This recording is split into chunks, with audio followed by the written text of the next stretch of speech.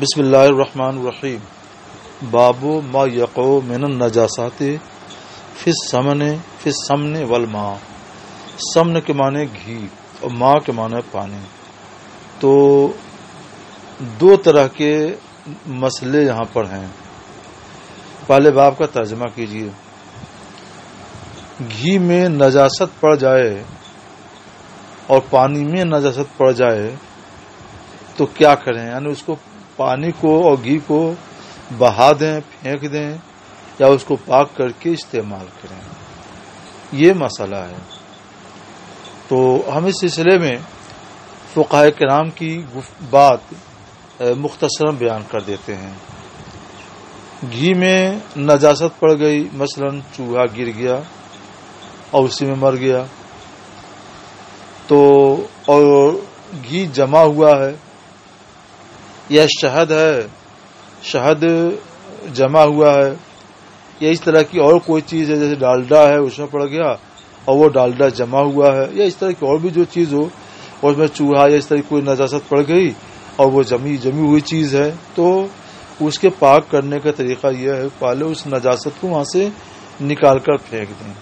اس کے بعد جہاں نجاست پڑی ہے اس کے کچھ فاصلے سے ایک چمچ وغیرہ کے ذریعے گھی کو، ڈالڈے کو، شہد کو کاٹ کر کے نیچے سے چاروں طرف سے کاٹ کر کے وہ اس کو پھینک دیں، اور باقی جو شہد ہے، گھی ہے، ڈالڈا ہے وغیرہ وغیرہ وہ سب پاک ہے، اس کو پھینکنے کی ضرورت نہیں ہے، اس کو آپ استعمال کر سکتے ہیں. اور اگر یہ چیزیں رقیق ہوں، بہنے والی ہوں، تو اس وقت کیا کریں گے؟ تو اس کے پاک کرنے کا ایک الگ طریقہ ہے، اس کا یہاں پہ ذکر بھی نہیں ہے، اس لیے ہم اس کو چھوڑتے ہیں. فتاوی رضویہ جلد 2 میں اعلیٰ حضرت علیہ رحمۃ و رضوان نے شروع میں ہی اس کے پاک کرنے کا طریقہ بتایا ہے، اس کو آپ لوگ دیکھ لیجئے گا. اور باہر شریعت میں بھی مل جانا چاہیے، نہ سمجھ میں آئے نہ ملے تو آپ ہم سے پھر پوچھ بھی سکتے ہیں. یہ تو جناب والا مسئلہ ہوا گھی میں نجاست پڑنے کا، کہ گھی جمع ہوا ہے یا رقیق ہے. جمع ہوا ہو تو اس کے پاک کرنے کا طریقہ کیا ہے وہ میں نے بتا دیا، اور اسی کا ذکر حدیث نبوی میں آ رہا ہے، اس لیے ہم اپنی گفتگو کو وہیں تک محدود رکھ رہے ہیں.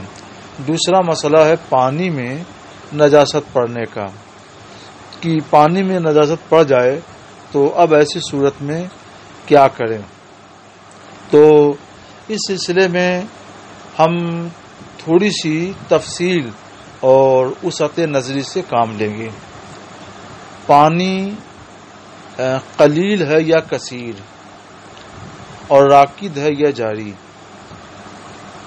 جو پانی کثیر ہو یعنی دردہ ہو تو اس کا حکم الگ ہے، قلیل ہو یعنی دردہ سے کم ہو تو اس کا حکم الگ ہے. پانی راکد ہو، ٹھہرا ہوا ہو تو اس کا حکم الگ ہے. پانی جاری ہو، بہتا ہوا ہو تو اس کا حکم الگ ہے. اب ہم مختصر اس پر روشنی ڈال دیتے ہیں. پانی راکد ہے یعنی ٹھہرا ہوا، جیسے چھوٹے ہاؤس کا پانی، بالٹی کا پانی یا ڈرم کا پانی، یہ سب ٹھہرا ہوا ہوتا ہے. تو یا ٹنکیوں کا پانی، تو یہ سب پانی ٹھہرا ہوا ہے، اور یہ پانی قلیل ہے، ماء قلیل ہے، کیونکہ دردہ سے بہت کم ہے. تو اور اس میں نجاست پڑ جائے تو اس کا حکم یہ ہے کہ وہ پانی ناپاک ہو گیا، اور اس کو پاک کرنے کا طریقہ یہ ہے کہ اس میں پانی اتنا ڈالیں کہ وہ ٹنکی بہہ جائے.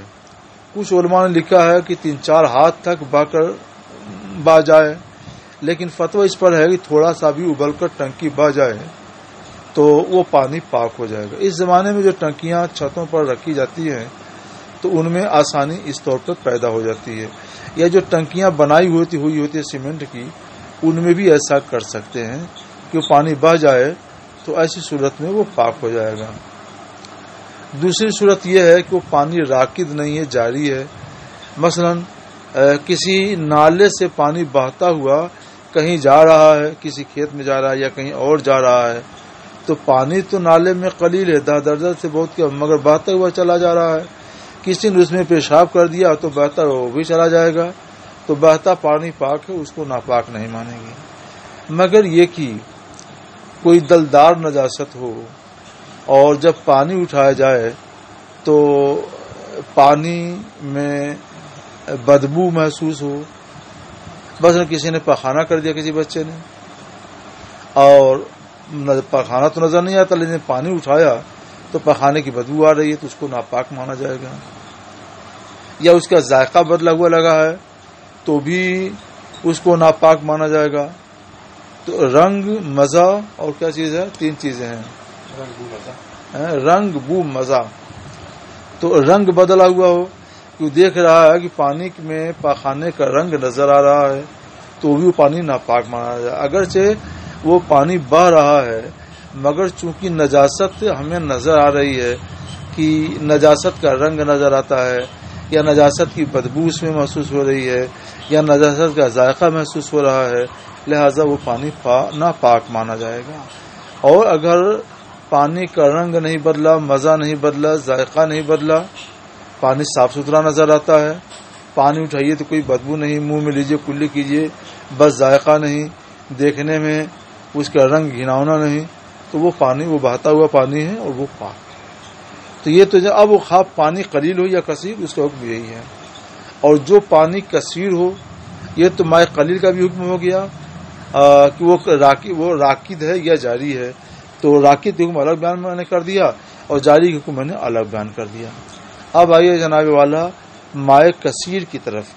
مائع کثیر اس پانی کو کہتے ہیں جس کی لمبائی چوڑائی 100 ہاتھ ہو، یعنی مثلا 10 ہاتھ لمبا وہ حوض ہے اور 10 ہاتھ چوڑا ہے، 10 کو 10 میں ضرب دو تو 100 ہاتھ ہو جائے گا، یا 20 ہاتھ لمبا ہے اور 5 ہاتھ چوڑا ہے تو 20 پنجے 100 ہو گیا، اس کو دردہ کہتے ہیں۔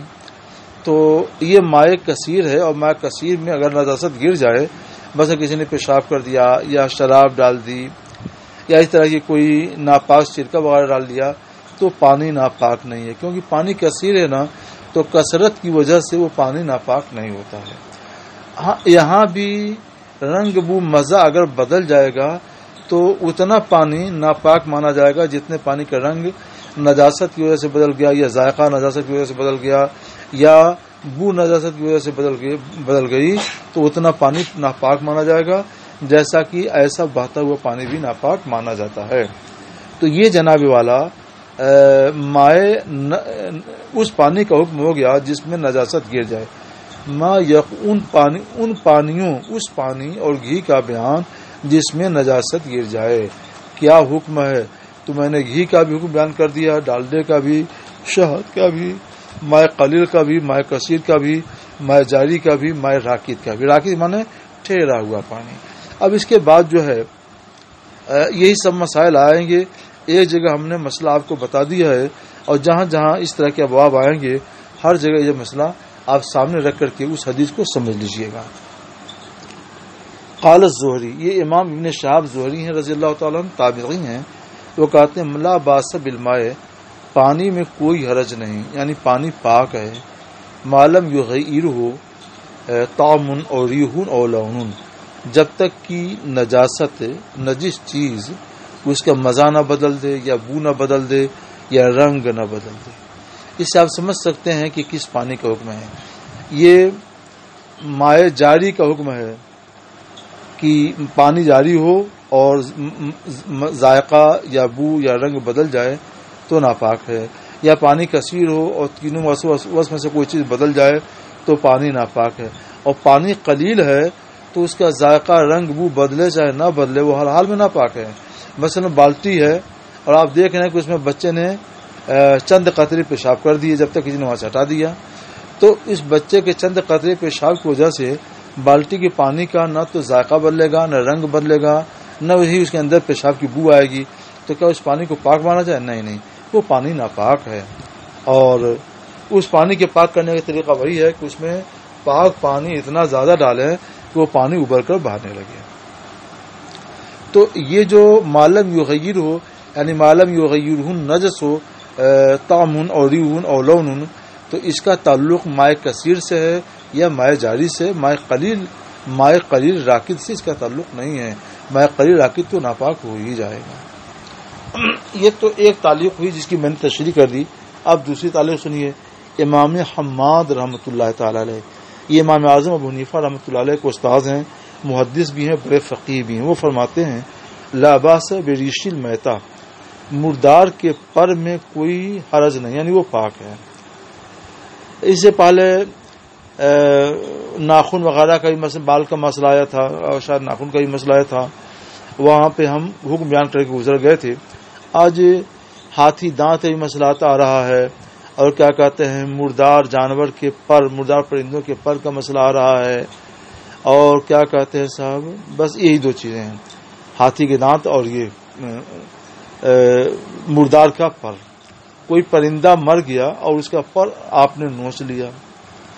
جیسے مور مر جاتا ہے تو لوگ اس کا پر نوچ کر کے اپنے پاس خوبصورتی کے لیے رکھ لیتے ہیں، تو کیا وہ پر ناپاک ہے؟ نہیں، ناپاک نہیں ہے، وہ پر پاک ہے. پر ہوا، بال ہوا، ناخن ہوا، ہڈی ہے، یہ ساری چیزیں پاک ہیں.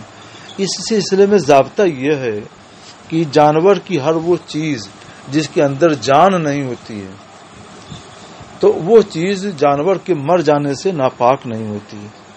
اور جان نہ ہونے کی پہچان کیا ہے؟ کہ اس کے اوپر ڈنڈا چلاؤ، چھری چلاؤ تو تکلیف نہ ہو، تو وہ اس کے مانا جائے کہ اس میں جان نہیں ہے. تو آپ کے بال بڑھ جاتے ہیں، نائی کے یہاں جاتے ہیں، بال کٹواتے ہیں، کہاں تکلیف؟ تو کوئی درد ہوتا ہے؟ کچھ بھی نہیں ہوتا ہے. تو اس کا مطلب کیا ہوا؟ ایک قدر بیٹا، اس کا مطلب کیا ہوا کہ اس میں جان نہیں ہے. ناخن آپ تراش لیتے ہیں، ہر ہفتہ ناخن تراشتے ہیں، کچھ درد ہوتا ہے؟ کچھ بھی نہیں. تو اس کا مطلب یہ ہے کہ ناخن میں جان نہیں ہے. اور اسی طرح سے ہاتھی کا دانت ہے، وہ ہڈی ہے، وہ نکلا ہوا ہے، اس کے اوپر چھری چلا دو، ہاتھی کچھ بھی نہیں کہے گا، کیونکہ اس کو کچھ بھی درد نہیں ہوگا. تمہارا دانت ہے، دانت میں کوئی بیماری ہو جاتی ہے، ڈاکٹر اس کا آپریشن کرتے ہیں، تو دانت پر جو اوزار چلاتے ہیں تو ان کی وجہ سے کوئی تکلیف نہیں ہوتی ہے. یہی حال ہڈیوں کا بھی ہے. ہڈی پر مارنے سے درد ہوتا ہے اس لیے کہ ہڈی کے ساتھ گوشت اور چمڑا ملا ہوا ہوتا ہے، کھال ملی ہوتی ہے، تو کھال پر چونکہ چوٹ لگتی ہے اس لیے درد ہوتا ہے. لیکن ہڈی اگر الگ ہو تو اس سے کچھ بھی درد نہیں ہوگا. تو مردار کی ہڈی، مردار کا بال، مردار کا ناخن، مردار کا پر، مردار کا دانت، یہ سب پاک ہیں. لہذا ہاتھی کا دانت بھی پاک ہے. یہ ضابطہ آپ کو سمجھ میں آ گیا کہ اس ضابطے کی بنیاد پر اس نوع کے آپ بہت سے مسائل خود بخود حل کر لیں گے. اب ترجمہ کیجیے. امام حماد رحمۃ اللہ علیہ فرماتے ہیں کہ مردار پرندے کے پر میں کوئی حرج نہیں، یعنی وہ پاک ہے. اور امام زہری فرماتے ہیں فی عظام الموتى، موتى میت کی جمع، عظم کی جمع، جس کے معنی ہڈی کہتے ہیں. مردار جانوروں کی ہڈی جیسے ہاتھی وغیرہ میں بھی کوئی حرج نہیں، یعنی یہ سب کے سب پاک ہے. وہ کہتے ہیں ادرکت ناسم من سلف العلماء، میں نے علماء سلف میں بہت سے حضرات کو پایا کہ وہ لوگ ہڈیوں سے بنے کنگھی سے کنگھیا کرتے ہیں. وَيَدَّهِنُونَ فِيهَا، اور اس میں تیل رکھ کر بدن میں تیل لگاتے ہیں. لا يرون بِهِ بَأْسًا، اس میں وہ لوگ کوئی حرج نہیں محسوس کرتے. امام محمد بن سیرین رحمۃ اللہ علیہ فرماتے ہیں اور امام ابن نخی فرماتے ہیں، یہ دونوں یہ سب کے سب تابعی ہیں کہ لا باس بتجارت العاج، عاج کے معنی ہڈی، ہاتھی کا دانت، ہاتھی کے دانت کی تجارت میں کوئی حرج نہیں ہے، یعنی اس کو بیچ بھی سکتے ہیں اور اس کو خرید بھی سکتے ہیں، اس میں کوئی حرج نہیں ہے. وجہ اس کی ہے کہ سب پاک چیزیں ہیں اور پاک چیزوں کے خریدنے میں بیچنے میں کوئی مذائقہ نہیں ہے.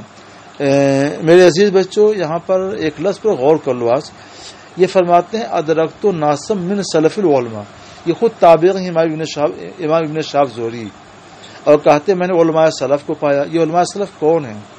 یاد رکھیے جب سلف کا اطلاق ہوتا ہے جس کی جمع سلاف ہے تو وہ صحابہ کرام کے لیے بولا جاتا ہے. اور یہاں تو بالکل متعین ہے کہ تابعی کہہ رہے ہیں کہ میں نے علماء سلف کو پایا، تو اب ان کے لیے علماء سلف کون ہوگے؟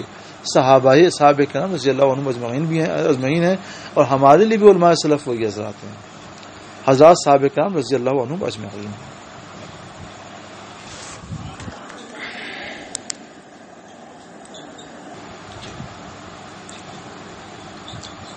حدیث پاک عبداللہ بن عباس سے روایت ہے، وہ روایت کرتے ہیں حضرت میمونہ رضی اللہ تعالی عنہ سے کہ رسول اللہ صلی اللہ تعالی علیہ وسلم سے سوال ہوا کہ چوہا گھی میں گر گیا، یعنی گر کر مر گیا، تو کیا کیا جائے؟ تو حضور صلی اللہ تعالی علیہ وسلم نے فرمایا کہ القوہا، چوہے کو پھینک دو، وما حولہا، اور چوہے کے ارد گرد کا جو گھی ہے اس کو بھی پھینک دو، اور اس کے بعد کیا کرو؟ وَكُلُوا سَمْنَكُمْ، اور اپنا گھی کھا لو۔ سوال میں تو یہ نہیں واضح کیا گیا ہے کہ وہ سمن رقیق تھا یا جامد، مگر جواب کے الفاظ شہادت دے رہے ہیں کہ یہ سمن جامد کے بارے میں سوال تھا کہ گھی جمع ہوا تھا، چوہا گر کر کے مر گیا، تو اس کا کیا حکم ہے؟ سرکار نے فرمایا چوہا اور چوہے کے ارد گرد کا گھی نکال کر پھینک دو اور باقی گھی کو کھا لو، یہ جائز ہے۔ تو یہ ہے اس کی تطہیر کا طریقہ۔ یہاں پر سمن رقیق کا ذکر نہیں ہے، اس لیے سرکار علیہ الصلوۃ والسلام نے اس کا بھی ذکر نہیں کیا ہے، اور اسی وجہ سے ہم اس کو چھوڑ رہے ہیں۔ فتح و رضویہ جلد 2 میں آپ لوگ اس کو پڑھ لیجیے، پھر وہی حدیث ہے اور وہی جواب ہے۔ اس کے بعد چلیے باب البول فی الماء الدائم۔ دائم کے معنی راکد، ٹھہرا ہوا، ٹھہرے ہوئے پانی میں پیشاب کا بیان۔ حوض وغیرہ کا پانی یہ ٹھہرا ہوا تھا، بہتا نہیں تھا، کسی نے جا کے پیشاب کر دیا، تو پانی پاک ہے کہ ناپاک؟ تو اگر کثیر ہے تو پاک ہے، اور قلیل ہے تو ناپاک ہے۔ حدیث پاک سنیے۔ ابو ہریرہ کا بیان ہے کہ انہوں نے رسول اللہ صلی اللہ تعالی علیہ وسلم سے سنا، آپ فرما رہے تھے نحن الاخرون السابقون، ہم لوگ پچھلے ہیں اور پہلے ہیں۔ پچھلے ہیں ظہور میں، آنے میں، اور پہلے ہیں قیامت کے دن جنت میں جانے میں۔ اور سرکار علیہ السلام نے اسی اسناد سے فرمایا کہ لا یبولن احدکم، ہرگز ہرگز تم میں سے کوئی ٹھہرے ہوئے پانی میں پیشاب نہ کرے، جو بہتا الذی الدائم الذی لا یجری، ٹھہرا ہوا پانی جو بہتا نہیں ہے اسے پیشاب نہ کرے اور پھر اس میں غسل کرے۔ تو سرکار علیہ السلام نے منع کیا۔ منع کرنے کا مطلب یہ کی وجہ وہی ہے کہ وہ پانی ناپاک ہو جائے گا۔ یہ مسئلہ ماء قلیل راکد کا ہے۔ باب اذا القی علی ظاہر المصلی قذر اور جیفۃ لم تفسد علیہ صلاتہ، مصلی کی پیٹھ پر قذر کے معنی گھین والی چیز، جیفہ کے معنی مردار کی لاش، کوئی گھین والی چیز نمازی کی پشت پر ڈال دی گئی یا کوئی مردار ڈال دیا گیا تو اس کی نماز فاسد نہیں ہوگی۔ یہ ایک اہم مسئلہ ہے اس باب کا۔ ہم بخاری رحمۃ اللہ علیہ فرماتے ہیں فاسد نہیں ہوگی، لیکن ہمارا مذہب یہ ہے کہ اگر گھین والی چیز جیسے بلغم ہے، تھوک ہے، تو ایسی چیز ہے تو اس سے تو نماز نہیں فاسد ہوگی کیونکہ وہ پاک ہے۔ لیکن اگر ناپاک چیز ڈالی گئی جیسے مردار جیسے مردار کو ڈال دیا گیا اور اس کی رطوبت بدن میں لگے، کپڑے میں لگے، کپڑا ناپاک ہو جائے، تو ایسی صورت میں وہ نماز فاسد ہو جائے گی اور اس نماز کا اعادہ واجب ہوگا۔ اب امام بخاری رحمۃ اللہ تعالی علیہ یہ کیسے فرماتے ہیں کہ اس کی نماز فاسد نہیں ہوگی؟ حنفیہ یہ کیسے کہتے ہیں کہ نماز فاسد ہو جائے گی؟ اس کو اب حدیث پاک کی روشنی میں ہمیں سمجھنا چاہیے۔ پہلے حدیث پاک پڑھ لیجئے، پھر اس پر ہم لوگ مشترکہ طور پر غور کریں گے کہ یہاں نماز فاسد ہو رہی ہے کہ نہیں ہو رہی ہے۔ اچھا، قال وکان ابن عمر اذا رأى، عبداللہ بن عمر جب اپنے کپڑے میں خون دیکھتے اور وہ نماز پڑھ رہے ہوتے تو اسے اتار کر رکھ دیتے اور اپنی نماز جاری رکھتے۔ تو یہ تو ہمارے حق میں ہوا۔ اس زمانے میں کپڑا جو ہے یہ سلی ہوئی قمیص اور کرتا اور جبہ اور شیروانی وغیرہ تو نہیں تھا، بلکہ اس وقت کپڑا کیا تھا، ایک لنگی نیچے پہن لیتے تھے اور ایک لنگی کی طرح سے چادر اوپر چھوڑ لیتے تھے بس۔ تو دیکھ لیا کپڑے میں خون لگا ہوا ہے تو ہاتھ سے تھوڑا سا ایسے جھٹک دیا، چادر نیچے گر گئی، بدن ننگا ہو گیا، نماز پڑھنا صحیح کیونکہ بدن تو پاک ہے۔ تو بدن پاک ہونا چاہیے، اور جب چادر ہٹ گئی تو بدن پاک ہے، لہذا نماز صحیح ہوگی۔ حضرت عبداللہ بن عمر کا یہ اثر ہمارے حق میں ہے۔ ابن مسیب سعید بن مسیب تابعی ہیں، امام شعبی تابعی ہیں، یہ حضرات بیان کرتے ہیں کہ جب کسی نے نماز پڑھی اور اس کے کپڑے میں خون لگا ہو اور جنابتن یا جنابت ہو یعنی منی ہو اور غیر القبلہ یا غیر قبلہ طرف منہ کر کے نماز پڑھ لے یا تیمم کر کے نماز پڑھے، تیمم کر کے نماز پڑھی، پھر پانی پا لیا، وقت میں پانی پا لیا تو اعادہ نہ کریں۔ تیمم کر کے نماز پڑھ لیا ہے اس وجہ سے کہ دور دور تک کہیں پانی کا نام و نشان نہیں تھا تو نماز صحیح ہے، اب پانی ملا کرے، نماز کا اعادہ اس کی ذمہ نہیں ہے۔ اور رہ گئی یہ بات کہ نماز پڑھی اور اس کے کپڑے میں خون لگا ہوا ہے، تو اگر وہ خون قلیل ہے یعنی 1 درہم کی مقدار سے کم ہے تو ہمارے نزدیک بھی نماز صحیح ہے۔ تو اب امام حضرت سعید بن مسیب اور امام شعبی رحمۃ اللہ علیہ نے جو فرمایا ہے وہاں دم سے مراد کیا ہے، دم قلیل ہے کہ دم کثیر ہے، اس کی کوئی تعین نہیں ہے، تو ہم کہتے ہیں دم قلیل میں نماز صحیح ہے اور ان کی مراد دم قلیل ہے، دم کثیر کا کوئی یہاں پر ذکر نہیں ہے۔ اور جنابتن یا جنابت ہو، جنابت کا مطلب منی نہیں ہے بلکہ اس کا مطلب یہ ہے کہ منی کے دھونے کا اثر، جیسے آپ نے کل کے سبق میں پڑھا کہ دھو دیا جاتا ہے تو بھی اس کا دھبا دکھائی دیتا ہے، تو جنابت سے مراد ہے جنابت کا دھبا۔ یا غیر قبلہ طرف نماز پڑھی، اس کا کیا مطلب ہوا کہ قبلہ مشتبہ ہو گیا، تحریک کر کے نماز پڑھی، حالانکہ قبلہ طرف نماز نہیں تھی، غیر قبلہ طرف تھی، مگر تحریک کر کے جب غیر آدمی نماز پڑھے گا تو اگرچہ غیر قبلہ طرف نماز پڑھ رہا ہے مگر وہ نماز صحیح و درست ہے اور اس کا فرض ادا ہو جائے گا، نماز صحیح و درست ہے۔ تو یہ جتنے بھی مسائل یہ بیان کر رہے ہیں یہ سارے مسائل ہمارے حق میں ہیں، ہم پر یہ حجت نہیں ہے۔ اب حدیث پاک سنیے، ان حدیثوں سے وہ مسئلہ نہیں ثابت ہوتا ہے کہ کوئی مردار لا کر ڈال دیا جائے پیٹھ پر تو نماز فاسد نہیں ہوگی، اس کا ثبوت اس سے نہیں ہوتا ہے۔ اب حدیث پاک سنیے، یہ حدیث چونکہ طویل السند کے ساتھ ہے اس لیے ہم دونوں سندوں کو چھوڑ رہے ہیں۔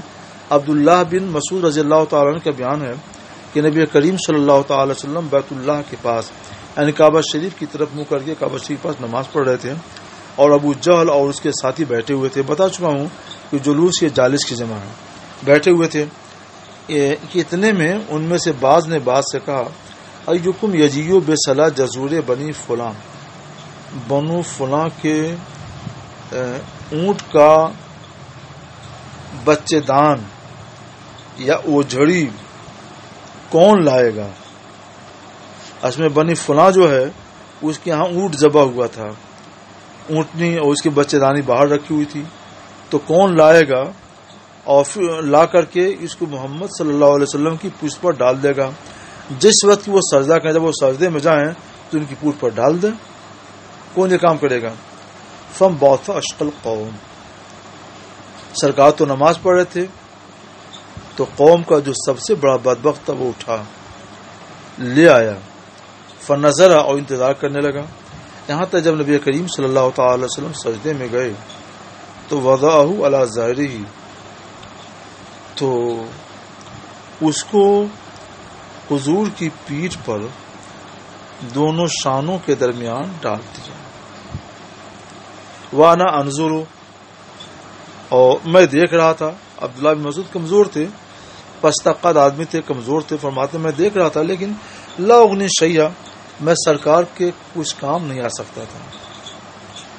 لو کانت لی منع، کاش کہ میرے پاس طاقت ہوتی، منع کہ میں طاقت یا نفری قوت، کاش میرے پاس نفری قوت ہوتی تو میں سرکار علیہ الصلوۃ والسلام کی پیٹھ سے اس گندگی کے بوجھ کو ہٹا دیتا۔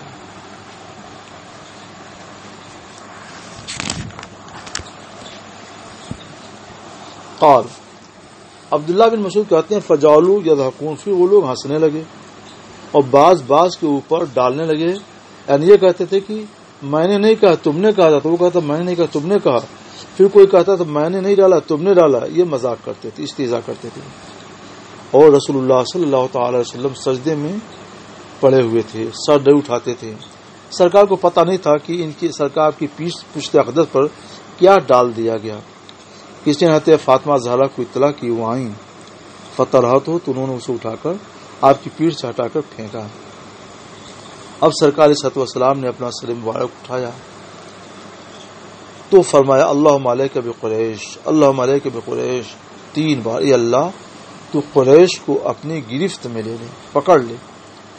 یہ دعائے گرفت ان کے اوپر شاک گزری، کیونکہ وہ لوگ کانو یرون، وہ لوگ یہ اعتقاد رکھتے تھے کہ اس مبارک شہر میں دعا مقبول ہوا کرتی ہے، اور انہوں نے دعا کر دی ہے، دعا ہلاکت، تو کہیں ہم لوگ ہلاک نہ کر دیے جائیں۔ پھر اس کے بعد رسول اللہ صلی اللہ تعالی وسلم نے ان میں سے ایک ایک کا نام لے کر یہ دعا کی، اللہم علیک بابی جہل، اللہم علیک بعتبۃ بن ربیعہ، اللہم علیک بشیبۃ بن ربیعہ والی آخرہ۔ یا اللہ ابو جہل کو اپنی گرفت میں لے لے، یا اللہ عتبہ بن ربیعہ کو اپنی گرفت میں لے لے، شیبہ بن ربیعہ کو اپنی گرفت میں لے لے، ولید بن عتبہ کو اپنی گرفت میں لے لے، امیہ بن خلف کو اپنی گرفت میں لے لے، عقبہ بن ابو معیط کو اپنی گرفت میں لے لے۔ 6 ہوئے، ایک 7واں نام بھی سرکار نے شمار کیا تھا، راوی کہتے ہیں انہیں یاد نہیں رہ گیا۔ پھر عبداللہ بن مسعود کہتے ہیں قسم اس ذات جس کے دست قدرت میری جان، یعنی اللہ کی قسم، میں نے دیکھا کہ رسول اللہ صلی اللہ تعالی وسلم نے جن لوگوں کا نام لے لے کر کے دعائے گرفت کی تھی، یہ سب لوگ بدر کے گڈھے میں ہلاک ہو کر پڑے ہوئے تھے، سب کے سب جو ہے ذلت کی موت مر گئے اور ان کو بدر کے گڈھے میں ڈال دیا گیا۔